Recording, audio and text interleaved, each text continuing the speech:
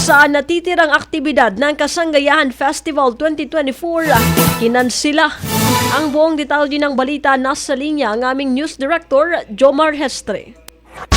Bicol Network News Report!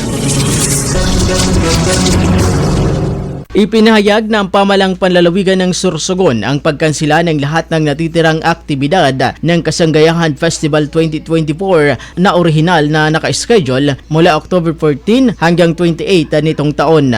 Ang desisyon ay bunga ng patuloy na epekto ng Tropical Cyclone Christine at Pipito na nagdulot ng malawakang pinsala sa lalawigan at kalapit na lugar. Sa opisyal na pahayag ni Governor Edwin Buboy Amor, ipinaliwanag na ang Sorsogon ay nanatiling nasa ilalim ng State of Calamity alinsunod sa Republic Act No. 10121 na kilala bilang Philippine Disaster Risk Reduction and Management Act of 2010. Ang deklarasyon ng State of Calamity ay pinalawig ng Sangguniang Palalawigan Resolution No. 520-2024 dahil sa mga sunod-sunod na kalamidad na nagpabigat sa recovery at rehabilitasyon ng lalawigan. Dagdag pa rito, sinabi ni Governor Amor na ang pagkansila ay kinakailangan upang matiyak ang kaligtasan ng publiko at maituon ang mga mapagkukunan sa mga relief at recovery efforts. Samantala, hinikayat ng gobernador ang bawat isa na manatiling mapagbantay at makilahok sa mga gawain para sa pagbangon ng komunidad. Ang pagkansila ay sumasaklaw umano hindi lang sa Kasanggayahan Festival kundi pati na rin sa iba pang outdoor events na pinangungunahan ng pamalaang panlalawigan. Para sa Bicol Network News, ito po sa Mega Patrol No. 28, Jomar Hestre. Tatak